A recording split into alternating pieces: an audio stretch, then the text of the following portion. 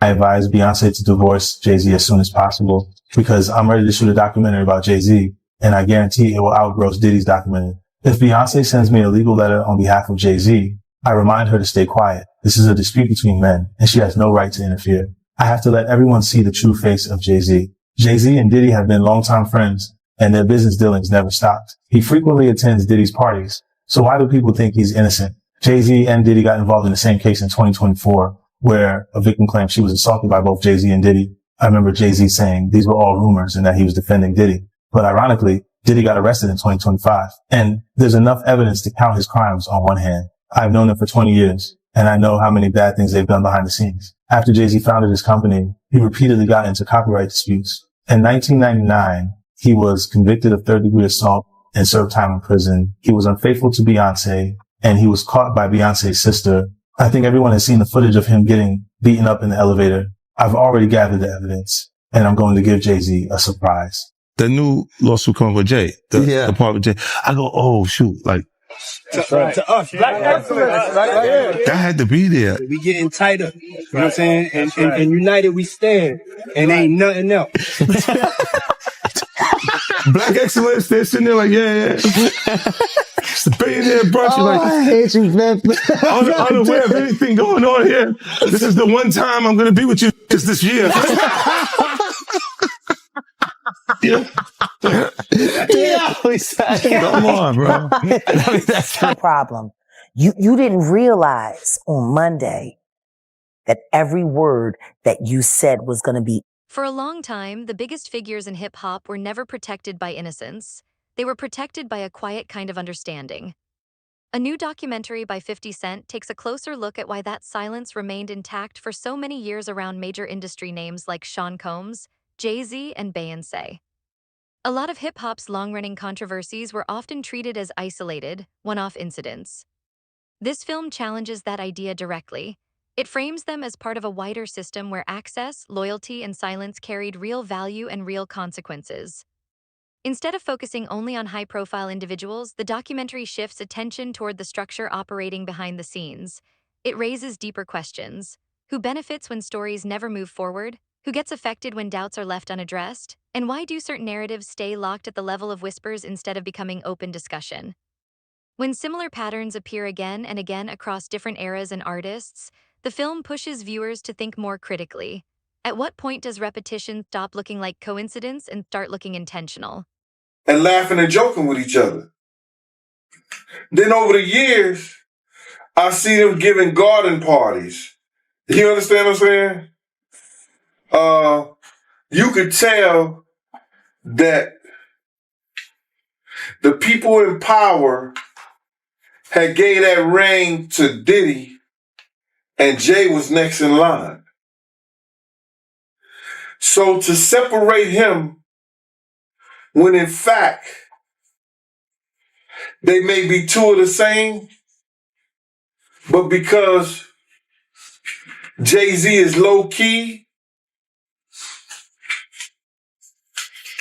that low-key sneaky shit, and Diddy is, and was rambunctious,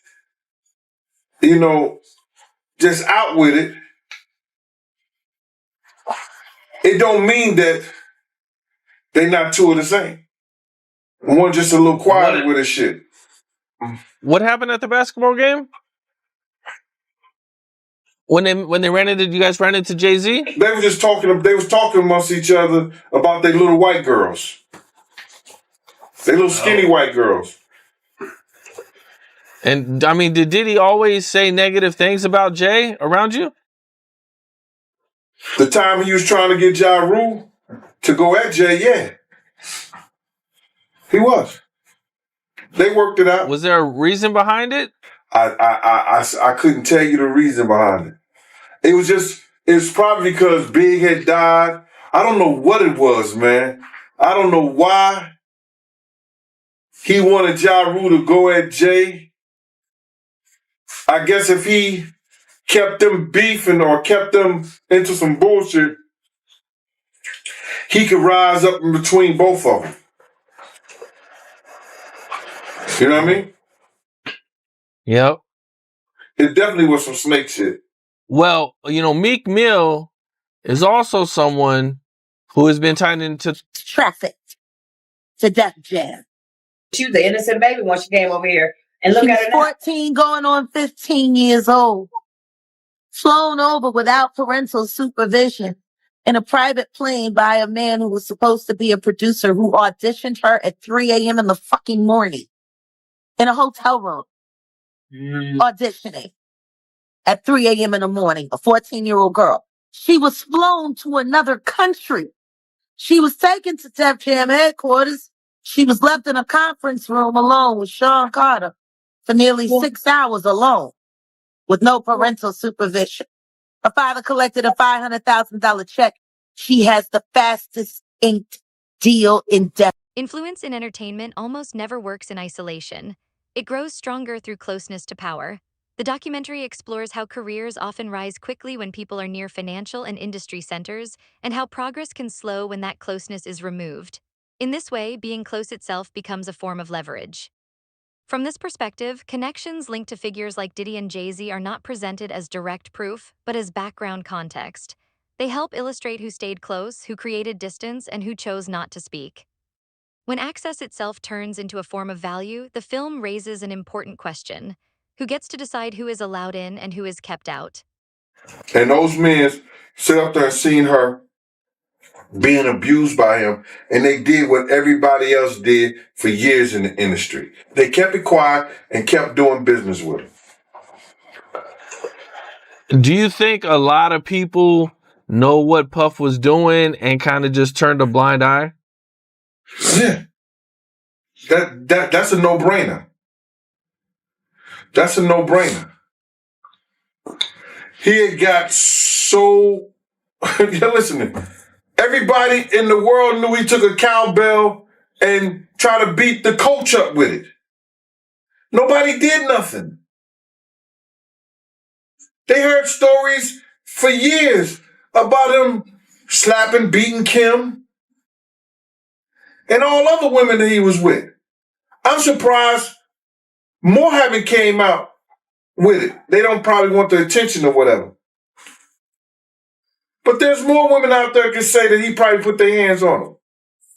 With Usher, Neo, and Jimmy Iovine being exposed as somebody who might have potentially seen this type of behavior, do you think that they will try to call them on the stand, or, do you think they should be held accountable for some of that too? Well, I think that when you have situations like that and you're in a room with somebody, you can't make them see anything when they come to the stand, because all they can say is that I didn't see it. I was there. I wasn't looking in that direction. I don't know what really happened. All I know is Cassie was holding her stomach, bent over, throwing up. You know what I'm saying? Yeah, they'll say anything. Their lawyers will tell them what to say. They have people to teach them what to say in circumstances and situations like that. So Dawn, yes, she saw it. She saw that they were there, and they should have seen it too. She would have to describe when that happened. What did Usher do? What did Neo do? What did they say? Public silence is not always a sign of caution. Sometimes it is a calculated move. The documentary looks at key moments when well-known figures chose not to comment, avoided interviews, or let legal processes take the lead. These choices often shape how events are remembered, even when no new information is added. In today's fast-moving media environment, saying nothing can slow down investigations and redirect public attention elsewhere. Silence in these situations starts to function more like a tool rather than an absence of response. When the strongest reaction is no reaction at all, the film raises a critical question. What exactly is being protected by staying quiet? When I first heard the when I first heard the allegations, I said to myself, that's 2000. That's when I was there. And so I got to read what was said and how it went down and everything like that. And then first of all, I start seeing some inconsistency, but I don't want to, criticize the victim or the person that said that they was a victim, but some of the statements and some of the things that I heard was incorrect. As far as I know what we did at that time. First of all, we did not use limousines. We used SUVs in 2000. You know what I'm saying? So when she said that it was a limousine that picked her up or she went with a limousine driver, I was kind of skeptical and wanted to hear more about her story. So now she said that the limousine driver, got her into a party, but it's somehow she had to went to a gas station. And if you know that area, there's no gas stations unless you walk all the way up to 96th Street. That's like 40 something blocks. So I was like, all you had to walk to the west side, which is another 14, 15 long blocks. And then you would have to know where you're going to find that gas station because it's close to the West Side Highway. Unless you went all the way downtown, and then who gonna pick her up from that far away from the the venue where she went to. So, and then she said something about that, the allegation said something about that she went with the limo driver. So did the limo driver drop Puff them off or Jay them off, then came back and got her, then take her to the party? It was just a lot of inconsistencies. I was like, first of all, we didn't even use limousines. You understand? Bad Boy used SUVs. So I found those being real inconsistent on what the story she was talking about. And then for limousine driver, who wouldn't know us, because our drivers didn't drive limousines, how you gonna tell somebody to get in the party? He had to go through security for that. And a key shift happens when claims enter the public record through official filings, recorded interviews, and sworn statements. At that stage, the conversation changes. What was once limited to quiet discussion becomes supported by documented material, moving the issue into a more formal and verifiable space. He's the acceptable monster at this time, like R. Kelly was the last time I sat on this couch. So who's next? Y'all don't see the lineup? Yeah, we see the lineup. I'm just waiting to see who's next. Jay-Z is setting Diddy up. Why is everyone having such a hard time? He ain't doing shit different. He lined up D. Haven, stole his life and identity. He lined up Big L, stole his life and identity.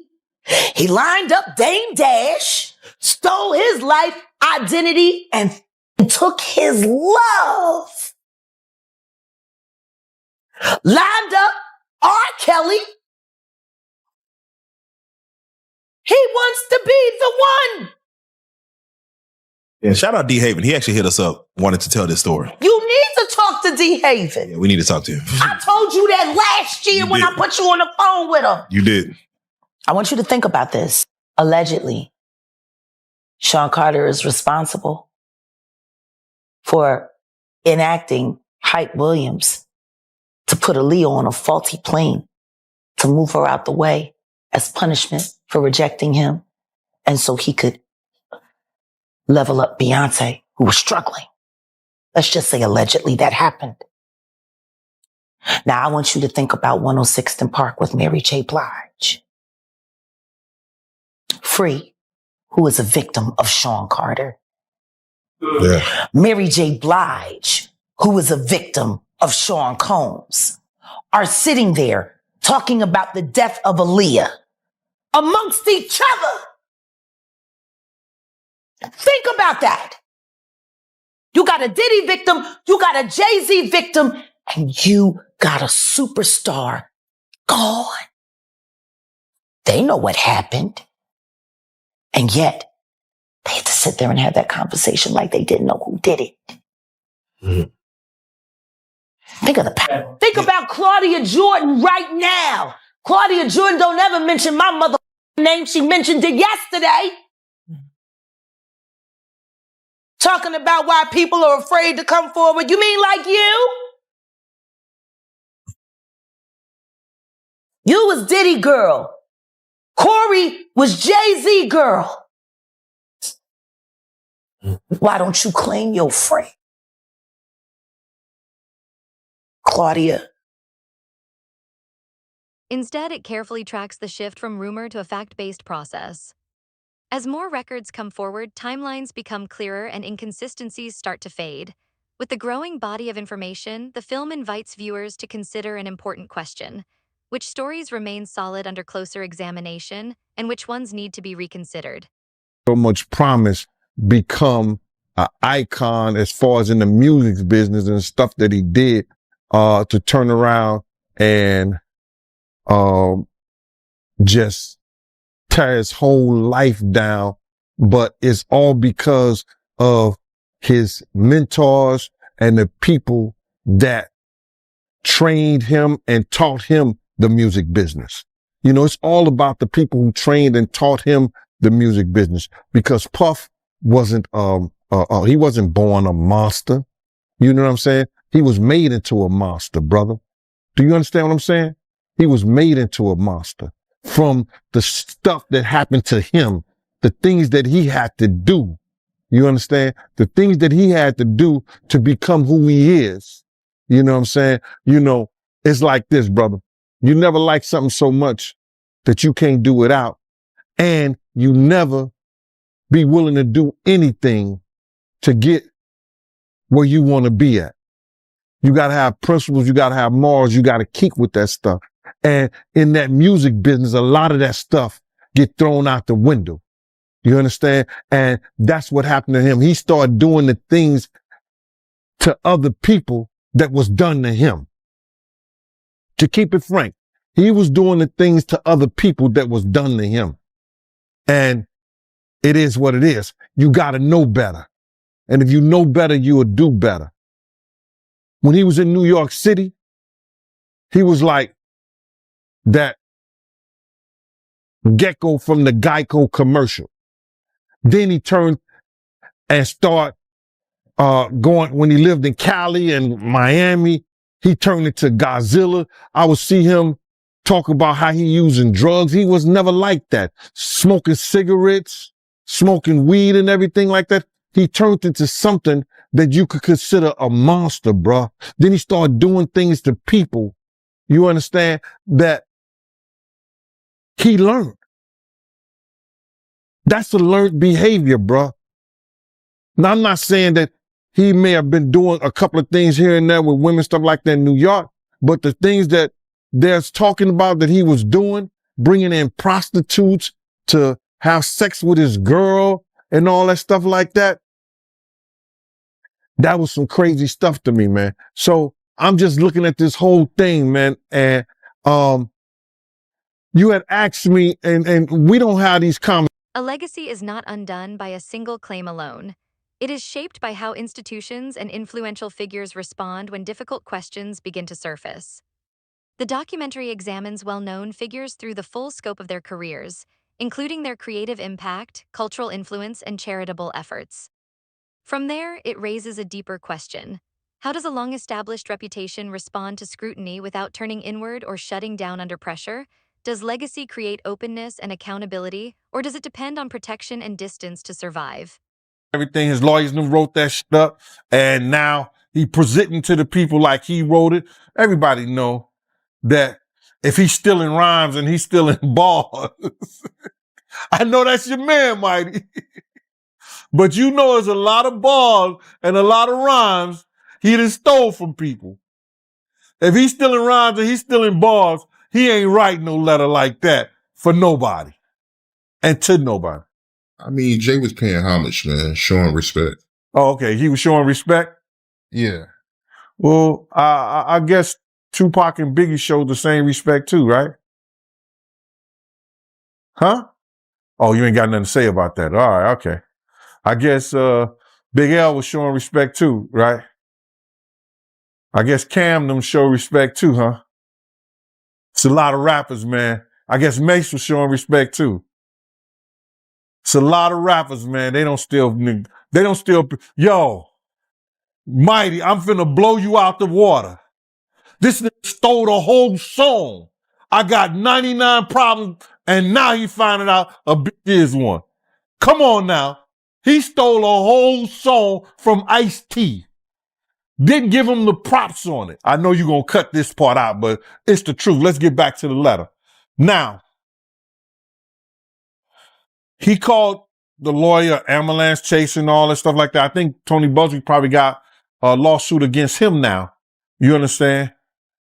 Defamation of character, the whole 9 yards. So Jay gonna have to say, I didn't write that. My lawyer wrote that.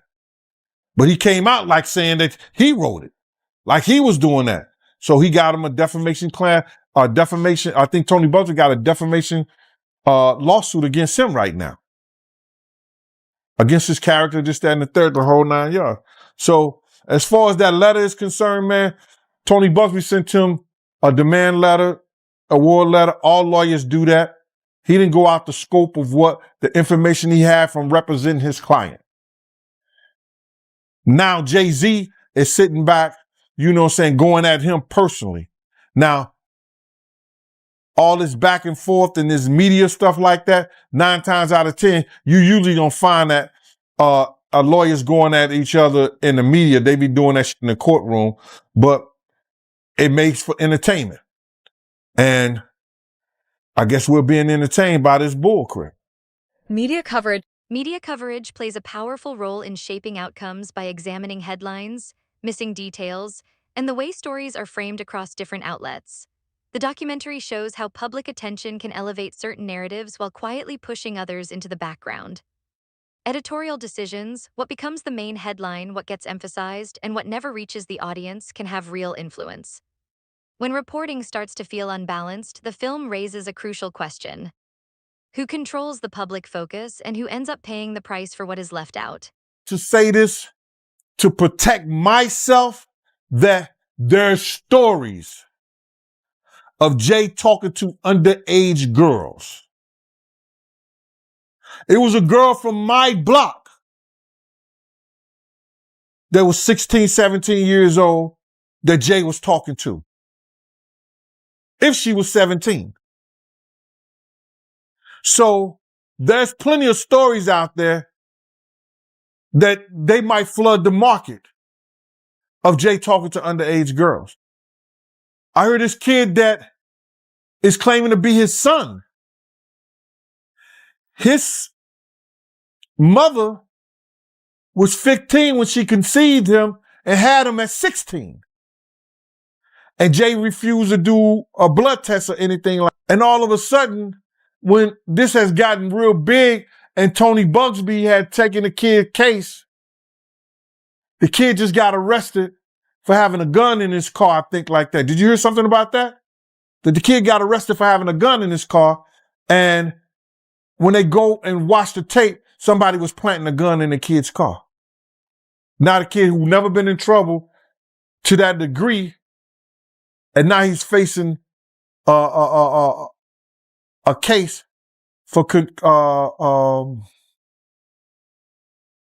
a gun case for having a loaded firearm in his car. So, answer your question. There's plenty of stories. Ain't Beyoncé one of those stories? Isn't Foxy Brown one of those stories? Isn't that kid mother one of his stories? There's a lot of stories, bro. So that's what I say about it. Speaking out can bring criticism, while staying silent can lead to being forgotten. The documentary examines moments of pressure, legal, social, and financial, without judging whether every claim is accurate. Instead, it focuses on the conditions that shape what people feel comfortable saying publicly. Fear does not always need to be proven in order to be effective. It only needs to feel believable. In a system where the consequences of speaking out or remaining silent are uneven, the film raises a vital question. How free is anyone really to speak openly? Anybody can come on this internet and say anything, right? And dude is getting a whole lot of attention because people are even calling me, asking me about him, and I don't know him from a can of paint. He even mentioned my name, saying that I know. I know what I know. I don't know what he knows. But I do know this, that it's only 3 people that had contracts with Puff and Bad Boy. Me, Wolf, and Paul Offord. If he didn't come through Paul Offord Security, Green Gate Security, he didn't have a contract with Puff. Because anybody who worked for Puff, other than me and Wolf, came through Green Gate Security. That was Paul's security thing, especially at the time that he was saying that he worked for Puff, or Puff offered him $30,000. Now, anybody knows this, that Bad Boy took 50% of all this artist publishing, right? 50% of all the artist publishing straight out the rip. Then Puff gave Big $200,000 for the rest of his publishing. So what publishing did he was trying to get and keep from Puff? You understand? What publishing was Puff was trying to get when he already had it? He had already paid for it. What part of the catalog was he talking about? I don't understand that. And then he said that Puff offered him $30,000. I can't say he lied, but I can say that he wasn't a part of Bad Boy Security that I know. I knew everybody who worked during them days. You understand? And I don't know dude from a can of paint. So whoever this Uncle Ron dude is, he's a liar then. He's a fraud. Is he a fraud? Bruh, he's what he is. He wasn't part of our security that I knew of. Not at that time. The documentary intentionally ends without delivering a final judgment. Instead, it brings the focus back to a basic principle.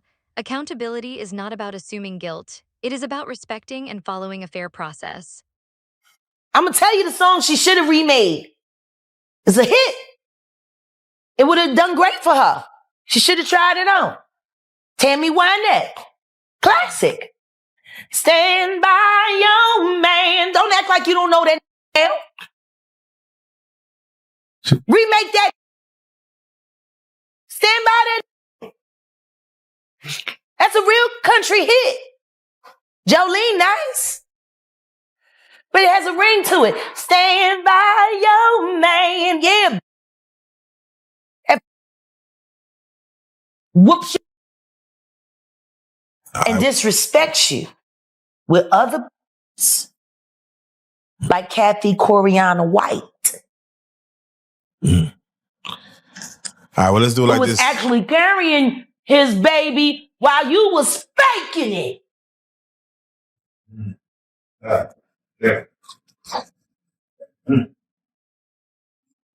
Why your husband don't want to put his seed inside of you?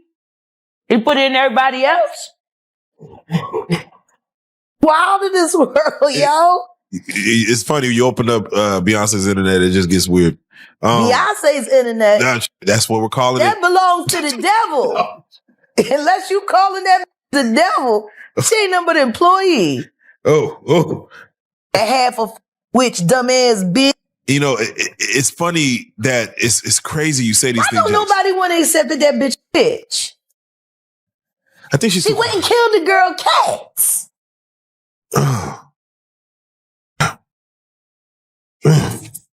Okay. A girl went to court and charged her with extreme witchcraft. She was hypnotized. She was drunk. Beyonce came and she was in there eating on her and shit while she was asleep. Snacking on his bitch, killing people cats. And guess what? They wouldn't give her a restraining order. They just told her to stay away from Beyonce and work for somebody else. Guess what? She's having a hard time finding work too. Which is interesting because she's a brilliant musician. And she was trained at the esteemed Berklee College of Music. Handpicked by my very good friend, Terry Lynn Carrington, Dr. Terry Lynn Carrington, who put together Beyonce's entire female band, which was Matthew Knowles' idea because he couldn't get Beyonce to stop people. Guess you didn't know your daughter well enough because she just started all the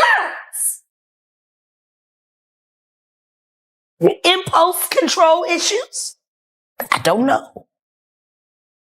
Okay, I'm saying, Sean Carter, you're a piece of shit. Taking Pimp C wasn't bad enough. You just want to go down there and you want to just remove all of the balls from every real gangster in Houston. As institutions carry out investigations and courts review the evidence, the public also carries a responsibility. Viewers are encouraged to avoid rushing to conclusions, to separate rumor from verified facts, and to seek clarity without causing unnecessary harm. When power operates behind secrecy, the question becomes, what level of accountability is owed to the people affected by it?